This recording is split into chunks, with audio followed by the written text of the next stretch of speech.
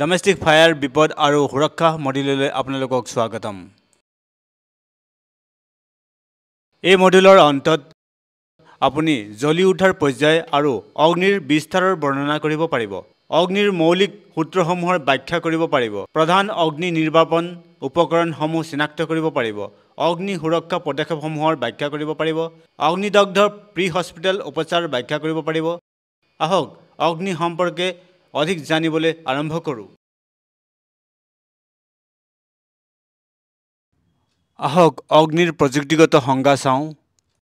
অগ্নি হৈছে এক শাৰীৰিক ৰাসায়নিক প্ৰতিক্ৰিয়া শৃংখলা যিয়ে জ্বলাই থকা ইন্ধনত সঞ্চিত শক্তি তাপ আৰু পোহৰৰ ৰূপত মুক্ত কৰে, যাক অগ্নি বা ফ্লেম বুলি জনা যায়। অগ্নি হৈছে এটা চেইন ৰিয়েকশ্যন য'ত ফিউল, তাপ আৰু অক্সিজেন জড়িত থাকে আৰু এই প্ৰতিক্ৰিয়াত তাপ আৰু পোহৰৰ শক্তি উৎপন্ন কৰে।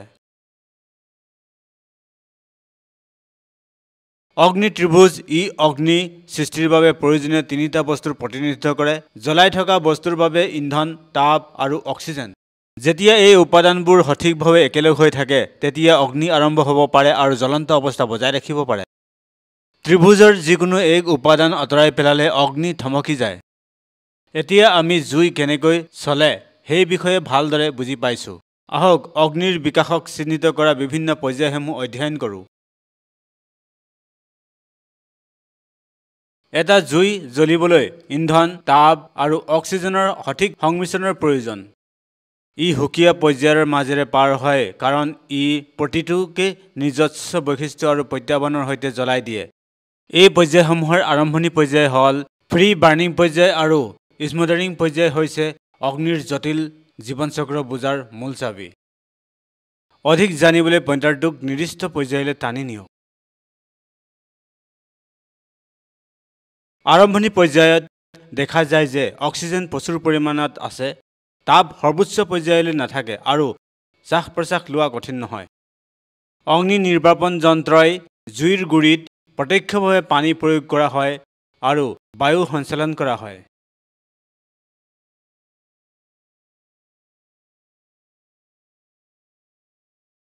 প্ৰি বাৰ্নিং পৰ্যায়ত দেখা যায় যে জুইৰ ফলত অধিক ইন্ধন অক্সিজেনৰ যোগান হ্ৰাস পাইছে আৰু ওপৰৰ অঞ্চলত তাপ জমা হৈছে।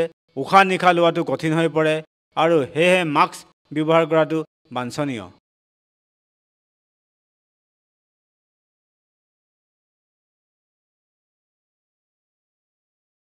স্মোল্ডাৰিং পৰ্যায়ত অক্সিজেন যোগানে জুইৰ প্ৰয়োজনীয়তা পূৰণ নকৰে। সমগ্ৰ অট্টালিকাৰ উষ্ণতা অতি উচ্চ, স্বাভাৱিক উশাহ নিশাহ সম্ভৱ নহয়। অক্সিজেনৰ অভাৱৰ ফলত পৰোক্ষ পদ্ধতিৰে বেকড্ৰাফ্ট জুই নিৰ্বাপিত হ'ব পাৰে। এতিয়া আমি জুয়ে কেনেকৈ কাৰ্য কৰে সেয়া বেছি ভালদৰে বুজিছোঁ। এতিয়া আহক জুইৰ বিভিন্ন প্ৰকাৰবোৰৰ বিষয়ে পৰ্যালোচনা কৰোঁ।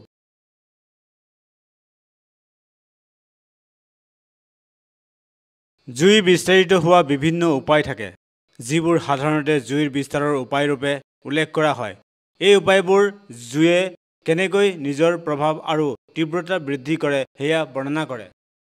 এই পদ্ধতিসমূহ বুজাটো অগ্নি নিৰ্বাপক, প্ৰতিৰোধ আৰু সুৰক্ষা পৰিকল্পনাৰ বাবে অতি গুৰুত্বপূৰ্ণ। জুইৰ মূল ধৰণসমূহৰ ভিতৰত পৰিবাহী, সংবহন আৰু বিকিৰণ আদি অন্তৰ্ভুক্ত। অধিক জানিবলৈ প্ৰতিটো ধৰণত ক্লিক কৰক। পৰিবাহী কেৱল ধাতুৰ দৰে কঠিন পদাৰ্থতহে ঘটে।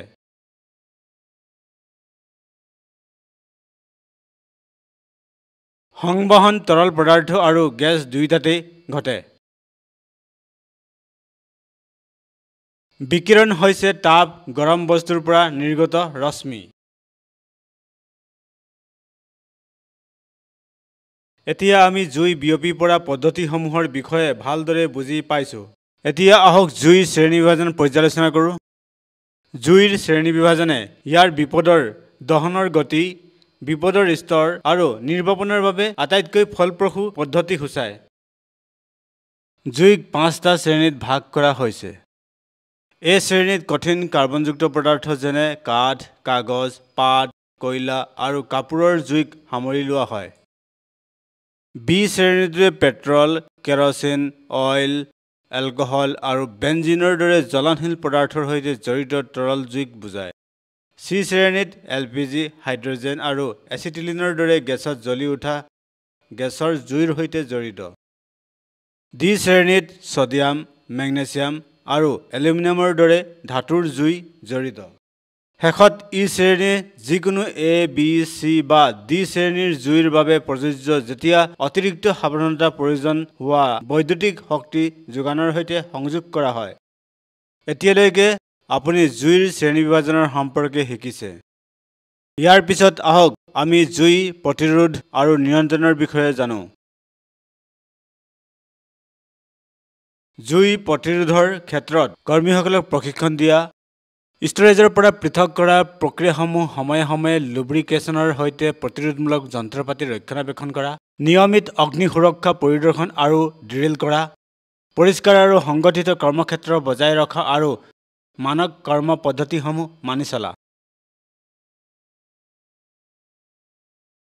এতিয়া আপুনি অগ্নিৰ শ্ৰেণীবিভাজন, নিৰোধ আৰু নিয়ন্ত্ৰণৰ বিষয়ে শিকিছে। এতিয়া মই আপোনাক অগ্নি নিৰ্মূলনৰ নীতিসমূহৰ বিষয়ে বুজাম। শীতলীকৰণ হৈছে পুৰণি সামগ্ৰী বা অগ্নি এলেকাৰ পৰা তাপ আঁতৰোৱা প্ৰক্ৰিয়া। আনহাতে ষ্টাৰভেশ্যনৰ অৰ্থ হৈছে অগ্নি এলেকাৰ পৰা অদাহ্য সামগ্ৰী আঁতৰাই দিয়া, আৰু স্মটাৰিং হৈছে অগ্নি এলেকাৰ অক্সিজেনৰ যোগান বিচ্ছিন্ন কৰা। অধিক জানিবলৈ প্ৰতিটো টেবত ক্লিক কৰক। জুইত শীতলকৰণৰ নীতিটোৱেই আটাইতকৈ বেছি ব্যৱহাৰ কৰা হয়। নিৰ্বাপন মাধ্যমটোৱে জুইৰ পৰা তাপ শোষণৰ কাম কৰে। ইয়াৰ উষ্ণতা বৃদ্ধি পায়, ইয়াক বাষ্প অৱস্থালৈ ৰূপান্তৰিত কৰা হয়। ই পচি যায় কাৰণ পানীয়েই হৈছে জুই নিৰ্বাপনৰ সৰ্বোত্তম শীতল পদাৰ্থ। পানী অতিকৈ ব্যৱহাৰ কৰাৰ কাৰণ হৈছে যে ই সহজে লাভ কৰিব পৰা যায় আৰু অন্য নিৰ্মূলক মাধ্যমৰ তুলনাত সস্তা। বাষ্পীভৱনৰ পিছত ই বিপুলভাৱে প্ৰসাৰিত হয় আৰু যাৰ ফলত জুইৰ স্থানৰ পৰা অক্সিজেন আঁতৰ হয়।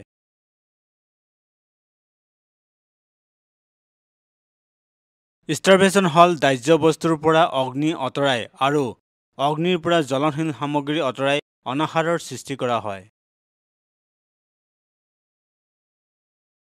স্মটাৰিং হৈছে অগ্নিৰ বাবে অক্সিজেনৰ যোগান বিচ্ছিন্ন কৰা।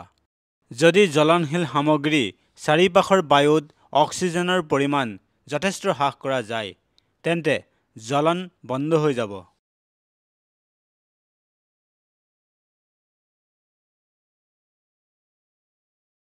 চাওঁ আহক অগ্নি নিৰ্মূলৰ প্ৰাথমিক যন্ত্ৰপাতিসমূহ।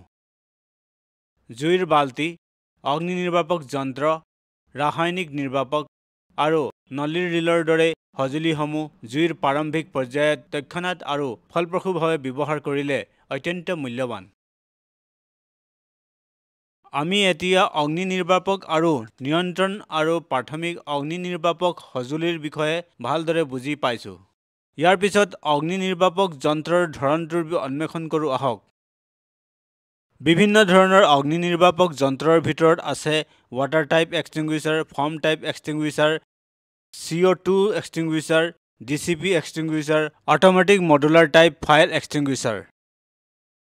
প্ৰতিটো টেবত ক্লিক কৰি অধিক জানক।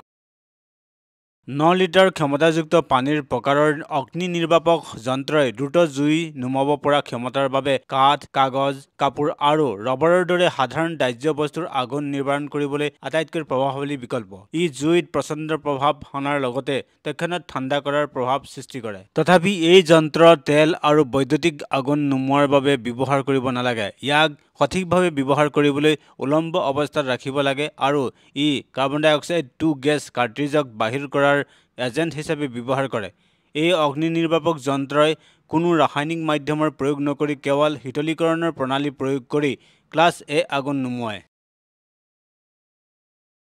9 লিটাৰ ক্ষমতাৰ ফৰ্ম ধৰণৰ অগ্নি নিৰ্বাপক যন্ত্ৰ আৰু ইয়াৰ ৰাসায়নিক উপাদান হিচাপে ফ্ল'ৰকেমিকেল সাৰ্ফেক্টেণ্ট ব্যৱহাৰ কৰা বি শ্ৰেণীৰ জুই নিবাৰণৰ বাবে এটা শক্তিশালী সঁজুলি।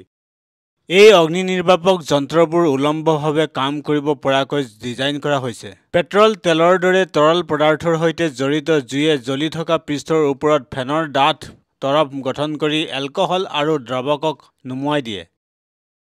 তেওঁলোকৰ কাৰ্য্যৰ প্ৰধান নীতি হ'ল কাৰ্ট্ৰিজৰ পৰা কাৰ্বন ডাই অক্সাইড গেছ বাহিৰ কৰি লাভ কৰা শ্বাসৰুদ্ধকৰণ যিয়ে ইহঁতক অগ্নি সুৰক্ষাৰ ক্ষেত্ৰত এক মূল্যৱান সম্পদ কৰি তোলে।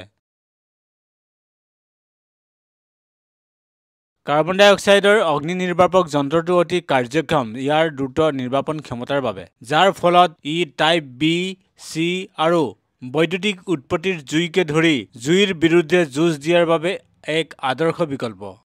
কাৰ্বন ডাই অক্সাইডে অক্সিজেন স্থানান্তৰিত কৰি আৰু শীতল প্ৰবাহ প্ৰদান কৰি শিখা দ্ৰুতভাৱে নিৰ্বাপিত কৰে, যাৰ ফলত এই জটিল যন্ত্ৰপাতিসমূহ সুৰক্ষিত কৰাৰ বিশেষভাৱে উপযোগী। এই এক্সটিংগুইচাৰটো ক্লাছ এ, বি আৰু চি জুইত ব্যৱহাৰৰ বাবে ডিজাইন কৰা হৈছে। ই উলম্ব অৱস্থাত কাম কৰে আৰু 1 কিলোগ্ৰামৰ পৰা 6 কিলোগ্ৰামলৈকে ক্ষমতাত উপলব্ধ। এই কাৰ্বন ডাই অক্সাইডক নিৰ্বাপিত এজেণ্ট আৰু এক্সপেলিং এজেণ্ট দুয়োটা হিচাপে ব্যৱহাৰ কৰে, শ্বাসৰুদ্ধকৰণ নীতিৰ ওপৰত কাম কৰে আৰু কিছু শীতলতা প্ৰদান কৰে।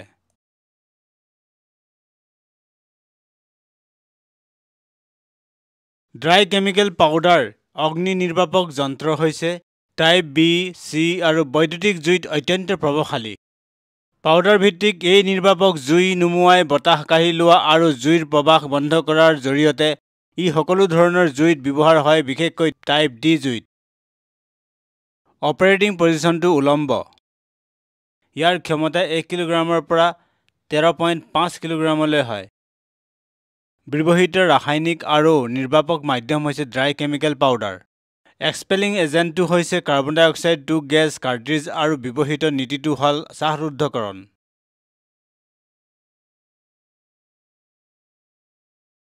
স্বয়ংক্ৰিয় মডুলাৰ ধৰণৰ অগ্নি নিৰ্বাপক যন্ত্ৰ হ'ল বিভিন্ন ঘৰ, কাৰ্যালয় আৰু অন্যান্য ঔদ্যোগিক ইউনিটত ব্যৱহাৰ কৰা হয়। কাগজ, কাঠ, কাপোৰ, প্লাষ্টিক আৰু কঠিন জ্বলনীয় সামগ্ৰী, পেট্ৰল, তেল, ৰং, স্পিৰিট, ৰাসায়নিক পদাৰ্থ, ৰন্ধা-বঢ়া, ৱেল্ডিং, গেছ আৰু বৈদ্যুতিক আৰু ইলেক্ট্ৰনিক সঁজুলিৰ জুই প্ৰতিৰোধৰ বাবে উপযোগী।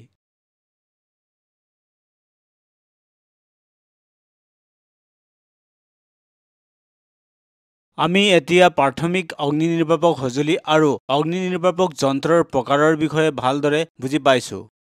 অগ্নি নিৰ্বাপক সঁজুলিৰ পৰিদৰ্শন, ৰক্ষণাবেক্ষণ আৰু পৰীক্ষণৰ বিষয়ে জানিবলৈ আগবাঢ়ি যাওঁ আহক।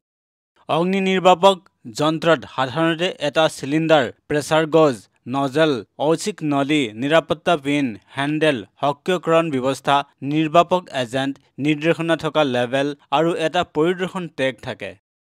এই উপাদানসমূহে জুই দমনৰ বাবে একেলগে কাম কৰে। জুই নিৰ্বাপনৰ প্ৰকাৰে ই প্ৰতিহত কৰিব পৰা উপযুক্ত জুই নিৰ্ধাৰণ কৰে। ফলপ্ৰসূতা আৰু সুৰক্ষাৰ বাবে সঠিক ৰক্ষণাবেক্ষণ আৰু ব্যৱহাৰ অতি গুৰুত্বপূৰ্ণ। অগ্নি নিৰ্বাপক যন্ত্ৰ সঠিকভাৱে ব্যৱহাৰ কৰিবলৈ অগ্নি নিৰ্বাপক যন্ত্ৰত থকা পিন বা সুৰক্ষা ক্লিপটো টানি চিলটো খুলি লওক। নজল বা নলীখন জুইৰ গুৰিৰ ফালে নিক্ষেপ কৰক, জুইৰ শিখাৰ ফালে নহয়। হেণ্ডেলটো চেপি ধৰিলে জুই নিৰ্বাপনকাৰী পদাৰ্থটো মুক্ত হয়। সাধাৰণতে শুকান ৰাসায়নিক পদাৰ্থ বা ফেন জুইৰ গুৰিত ঢাকি ৰাখি নজলটো ইফালৰ পৰা সিফালে ঝাৰুৰ দৰে দিব লাগে যেতিয়ালৈকে জুই নিৰ্বাপিত নহয়। তাৰ পিছত পুনৰ জ্বলোৱাৰ বাবে নিৰীক্ষণ অব্যাহত ৰাখক। অগ্নি নিৰ্বাপক সঁজুলি পৰিদৰ্শন, ৰক্ষণাবেক্ষণ আৰু পৰীক্ষণ প্ৰক্ৰিয়াত কেইবাটাও মূল পদক্ষেপ জড়িত হৈ থাকে। ইয়াৰ আৰম্ভণি হয় সযতনে ডিজাইন কৰা আৰু অনুমোদিত ৰক্ষণাবেক্ষণৰ সময়সূচীৰ পৰা। তাৰ পিছত সময়ে সময়ে নিয়মীয়া পৰিদৰ্শন আৰু ৰক্ষণাবেক্ষণৰ কাম-কাজ কৰা হয়। ইয়াৰ উপৰিও প্ৰতিষ্ঠিত নিয়ম অনুসৰি অগ্নি নিৰ্বাপক যন্ত্ৰৰ বাৰ্ষিক পৰীক্ষা কৰা হয়। অগ্নি নিৰ্বাপক বাহিনীৰ সিদ্ধান্তৰ মাপকাঠিৰ বিষয়ে জানিবলৈ আগবাঢ়ি যাওঁ আহক। অগ্নি নিৰ্বাপক সিদ্ধান্তৰ মাপকাঠিসমূহৰ ভিতৰত আছে জৰুৰীকালীন পদ্ধতি আৰু খালী কৰাৰ পথৰ লগতে আপোনাৰ ওচৰ চুবুৰীয়া এক্সটিংগুইচাৰৰ স্থান আৰু ইয়াৰ সঠিক ব্যৱহাৰৰ সৈতে নিজকে পৰিচিত কৰা। অগ্নি নিৰ্বাপকৰ কামত জড়িত হওক যদিহে আপুনি প্ৰশিক্ষণপ্ৰাপ্ত। জুইৰ আকাৰ যিয়েই নহওক কিয় সদায় এলাৰ্ম বজাওক। ধোঁৱাময় পৰিস্থিতি পৰিহাৰ কৰি সেই অঞ্চলটো তৎক্ষণাত খালী কৰাটো নিশ্চিত কৰক। জুই উৎপন্ন হ'লে ল'বলগীয়া 4টা অতি আৱশ্যকীয় পদক্ষেপ হ'ল যিকোনো ব্যক্তি জুইৰ তাৎক্ষণিক বিপদত পৰিলে উদ্ধাৰ কৰক, ওচৰৰ ফায়াৰ এলাৰ্ম সক্ৰিয় কৰক আৰু আপোনাৰ ওচৰৰ ফায়াৰ ৰেছপন্স টেলিফোন নম্বৰত ফোন কৰক। অগ্নি নিৰ্বাপক বাহিনীৰ সকলো দুৱাৰ বন্ধ কৰি জুই নিয়ন্ত্ৰণ কৰা আৰু সৰু সৰু জুই নুমুৱাব আৰু জুই নিৰ্বাপন কৰিব নোৱাৰিলে সেই ঠাই এৰি দুৱাৰখন বন্ধ কৰি দিব। জুই নিৰ্বাপনৰ চেষ্টা নকৰিব যদিহে এলাৰ্ম বজোৱা হয়, জুই সৰু আৰু নিয়ন্ত্ৰণ কৰা হয়। আপোনাৰ নিৰাপদ নিৰ্গমন পথ আছে, অৰ্থাৎ জুইৰ সংস্পৰ্শলৈ নোযোৱাকৈ ইয়াত উপনীত হ'ব পাৰি। উপলব্ধ এক্সটিংগুইচাৰসমূহক জুইৰ আকাৰ আৰু ধৰণৰ বাবে ৰেটিং কৰা হয় আৰু যদিহে সন্দেহ হয় খালী কৰক। অগ্নি নিৰ্বাপকৰ বাবে কিছুমান টিপছ ইয়াত দিয়া হৈছে। ধোঁৱা ডিটেক্টৰ স্থাপন কৰক। জুইৰ পৰা পলায়নৰ পৰিকল্পনা। ধূমপায়ীসকলৰ ওপৰত চকু ৰাখক। সাৱধানে ৰান্ধিব। নিৰাপদে মেচ আৰু লাইটাৰ ব্যৱহাৰ কৰক। এটা জ্বলা পোৰা ঠাণ্ডা কৰক। হাত আৰু আঁঠুৰে চুচৰি ওচৰৰ প্ৰস্থানলৈ যাব। বন্ধ কৰক, দৰব কৰক আৰু ৰোল কৰক। ছবিখন চাবলৈ প্ৰতিখন কাৰ্ডত ক্লিক কৰক। স্মক ডিটেক্টৰ যন্ত্ৰই আপোনাৰ ঘৰত জুই লাগিলে সময়মতে সতৰ্ক কৰি দিব পাৰে যাতে আপুনি শুই থাকিলেও পলায়ন কৰিব পাৰে। আপোনাৰ ঘৰ বাণিজ্যিক ভৱনৰ প্ৰতিটো স্তৰত আৰু প্ৰতিটো শুই থকা ঠাইৰ বাহিৰত ডিটেক্টৰ স্থাপন কৰক। যদি আপোনাৰ ঘৰত অগ্নিকাণ্ড সংঘটিত হয়, আপুনি দ্ৰুতভাৱে ওলাই আহিব লাগিব। এইদৰে আপুনি জুইৰ পৰা পলায়নৰ পৰিকল্পনা কৰিব পাৰে। অসাৱধানতাৰে ধূমপান কৰাটোৱেই হৈছে অগ্নিকাণ্ডত মৃত্যুৰ প্ৰধান কাৰণ। গতিকে ধূমপায়ীসকলৰ ওপৰত চকু ৰাখিব। প্ৰদত্ত ব্যৱস্থা অনুসৰণ কৰি সাৱধানে ৰান্ধিব। খাদ্য গৰমত অনাদৃত নাৰাখিব। পাকঘৰত ল'ৰা-ছোৱালীৰ পৰা সাৱধান হওক। জ্বলনশীল পদাৰ্থবোৰ তাপৰ উৎসৰ পৰা আঁতৰত ৰাখিব লাগে। উপযুক্ত সাজ-পোছাক পৰিধান কৰা। মেচ আৰু লাইটাৰ বহু সাৱধানতাৰে ব্যৱহাৰ কৰিব লাগে, কাৰণ যিকোনো দুৰ্ঘটনাই ভয়াৱহ অগ্নিকাণ্ড সংঘটিত কৰিব পাৰে। পোৰা ঠাইখিনিৰ ওপৰত 10 পৰা 15 মিনিটৰ বাবে ঠাণ্ডা পানীৰে ঠাণ্ডা কৰিব লাগে। যদি জ্বলা ছালত ধোঁৱা ওলাইছে বা জ্বলি গৈছে তেন্তে লগে লগে চিকিৎসকৰ ওচৰলৈ যাব লাগে। হাত আৰু আঁঠুৰে চুচৰি ওচৰৰ প্ৰস্থানলৈ যাব। জুইৰ সময়ত গৰমৰ লগে লগে ধোঁৱা আৰু বিষাক্ত গেছ ওপৰলৈ উঠি যায়। মজিয়াৰ ওচৰত বতাহ পৰিষ্কাৰ হয়। যদি ধোঁৱাৰ মাজেৰে পলায়ন কৰিবলগীয়া হয়, তেন্তে মূৰটো 12 পৰা 24 ইঞ্চি বা মজিয়াৰ পৰা 30 পৰা 60 চেণ্টিমিটাৰ ওপৰত ৰাখিব। কাপোৰত জুই লাগিলে দৌৰিব নালাগে। আপুনি য'ত আছে তাতেই ৰৈ মাটিত পৰি মুখখন হাতেৰে ঢাকি বাৰে বাৰে নিজৰ শৰীৰটো ৰোল অভাৰ কৰি জুইৰ শিখা স্তব্ধ কৰক। জুইৰ ক্ষেত্ৰত দৌৰিব নালাগে। মূল্যৱান সামগ্ৰী সংগ্ৰহ কৰি সময় নষ্ট নকৰিব। আতংকিত নহ'ব। অগ্নি নিৰ্বাপক আৰু জৰুৰীকালীন সেৱাক অগ্নিকাণ্ডৰ বিষয়ে অৱগত কৰা। জুইৰ বিষয়ে ওচৰ চুবুৰীয়াক সতৰ্ক কৰি দিয়ক। অট্টালিকাৰ পৰা জঁপিয়াই ওলাই নাযাব। ইয়াৰ পৰিৱৰ্তে সহায়ৰ বাবে সংকেত বা চিঞৰ বাখৰ কৰক। সম্ভৱ হ'লে অগ্নি নিৰ্বাপক যন্ত্ৰ ব্যৱহাৰ কৰক। বাথৰুম বা শৌচাগাৰত আশ্ৰয় ল'ব নালাগে। সকলো দুৱাৰ বন্ধ কৰি দিয়ক। পলায়ন কৰিবলৈ লিফ্ট ব্যৱহাৰ নকৰিব। টেৰেছলৈ দৌৰি যোৱাৰ পৰিৱৰ্তে মাটিৰ স্তৰলৈ প্ৰস্থান কৰক। পলায়ন কৰিবলৈ ওচৰৰ উপায় আৰু উপলব্ধ চিৰি ব্যৱহাৰ কৰক। যদি আবদ্ধ বা আবদ্ধ হৈ থাকে, দুৱাৰৰ ফাঁকবোৰ কম্বল বা ৰাগ বা অন্যান্য উপলব্ধ কাপোৰৰ টুকুৰাৰে ঢাকি দিব। মাটিৰ স্তৰৰ ওচৰত থাকক। শৰীৰটো কম্বলেৰে ঢাকি পানী ঢালি দিব আৰু প্ৰাথমিক চিকিৎসা দি আক্ৰান্ত ব্যক্তিজনক চিকিৎসালয়লৈ পঠিয়াব।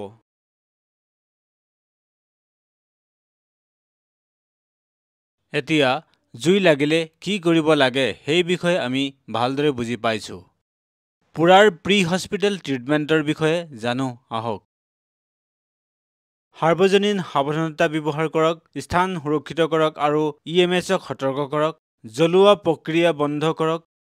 জুই জ্বলি থাকিলে ওপৰত ঠাণ্ডা পানী ঢালিব। ৰাসায়নিক পদাৰ্থবোৰ পানীৰে 20 মিনিট বা তাতকৈ অধিক সময় ধুই পেলাব লাগে। ধোঁৱা ওলোৱা কাপোৰ আৰু গহনা আঁতৰাই পেলাওক। যদি আপুনি কোনো ধৰণৰ প্ৰতিৰোধ ক্ষমতা লাভ কৰে বা যদি আপুনি ছালত টুকুৰা গলি যোৱা দেখা পায়, তেন্তে সেই অংশৰ চাৰিওফালে কাটি লওক আৰু সেইবোৰ আঁতৰাবলৈ চেষ্টা নকৰিব। প্ৰাৰম্ভিক মূল্যায়ন কৰা। বেছিভাগ ভুক্তভোগীয়ে জ্বলা পোৰাৰ ফলত নহয়, বায়ুপথ বন্ধ হৈ যোৱা, উশাহ লোৱা বিষাক্ত পদাৰ্থ বা অন্যান্য আঘাতৰ ফলতহে মৃত্যু মুখত পৰে। লাইফ থ্ৰেটেনিং আঘাতৰ চিকিৎসা কৰক। স্থানীয় প্ৰট'কল অনুসৰি অক্সিজেন প্ৰদান কৰক। যদি আপোনাৰ ৰোগীৰ উশাহ নিশাহ পৰ্যাপ্ত হয় তেন্তে পৰিপূৰক অক্সিজেনৰ সৈতে বায়ু চলাচলৰ ব্যৱস্থা কৰক। ৰুল 9 ব্যৱহাৰ কৰি পুৰাৰ গভীৰতা নিৰ্ণয় কৰা। পুৰা ঠাইখিনি ঢাকি দিব। শুকান বীজাণুমুক্ত ড্ৰেছিং বা এবাৰ ব্যৱহাৰ কৰিব পৰা বীজাণুমুক্ত বাৰ্ণ শ্বীট ব্যৱহাৰ কৰক। পুৰা ঠাইত গ্ৰীজ বা চৰ্বি, মলম, লোচন, এণ্টিছেপ্টিক বা বৰফ ব্যৱহাৰ নকৰিব। কোনো ধৰণৰ ফোঁহা ভাঙিব নালাগে। যদি কোনো পুৰা চকুৰ লগত জড়িত হয় তেন্তে দুয়োটা চকু নিশ্চয়কৈ ঢাকি ৰাখিব লাগে। ছেকেণ্ড বা থাৰ্ড ডিগ্ৰীৰ পুৰা আঙুলিত প্ৰতিটো আঙুলি পৃথকে পৃথকে ড্ৰেছিং কৰিব লাগে। ভিজা ড্ৰেছিং ব্যৱহাৰৰ বাবে স্থানীয় প্ৰট'কল মানি চলক। ৰোগীক গৰম কৰি ৰাখিব আৰু চক হ'লে চিকিৎসা কৰিব। এতিয়া ডমেষ্টিক ফায়াৰ ইনচিডেণ্টত স্বেচ্ছাসেৱকৰ ভূমিকা কি জানো আহক। স্বেচ্ছাসেৱকসকলে খালী কৰাৰ সময়ত সমাজত শৃংখলা বজাই ৰখাত সহায় কৰিব পাৰে। কিছুমান সম্পদৰ লোড ফেৰীত উদ্ধাৰকাৰী দলত সহায় কৰিব পাৰে। স্বেচ্ছাসেৱকসকলে ভুক্তভোগীৰ চলাচলত উদ্ধাৰকাৰী দলটোক হাতেৰে বা ষ্ট্ৰেচাৰেৰে সহায় কৰিব পাৰে। তেওঁলোকে ঘৰুৱা অত্যাৱশ্যকীয় সামগ্ৰী পৰিবহণৰ ক্ষেত্ৰত সম্প্ৰদায়ক সহায় কৰিব পাৰে। স্বেচ্ছাসেৱকসকলে জুইৰ সংঘটিত হোৱা অঞ্চলটো পৃথক কৰাত সহায় কৰিব পাৰে।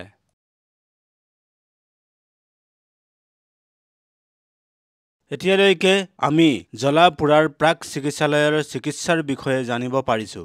শেষত এই মডিউলত আমি আলোচনা কৰা মূল ধাৰণাসমূহ চাওঁ আহক।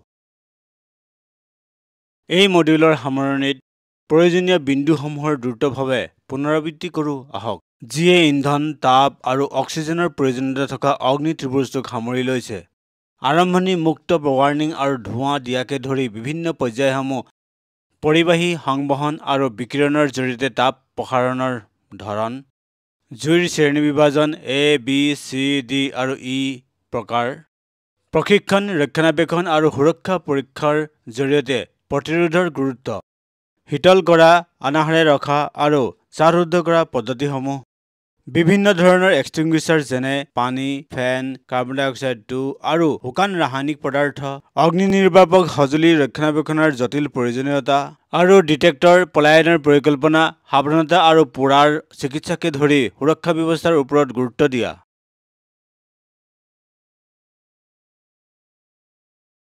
এতিয়া বিষয়টোৰ বিষয়ে আপোনাৰ বুজাবুজি পৰীক্ষা কৰাৰ সময় আহি পৰিছে। এইটো এটা মূল্যায়ন অভ্যাস। প্ৰতিটো প্ৰশ্নৰ ওজন সমান। পৰীক্ষাত উত্তীৰ্ণ হ'বলৈ কমেও 60% নম্বৰ লাভ কৰিব লাগিব। প্ৰশ্নবোৰ ভালদৰে পঢ়ক আৰু উপযুক্ত বিকল্প বাছি লওক।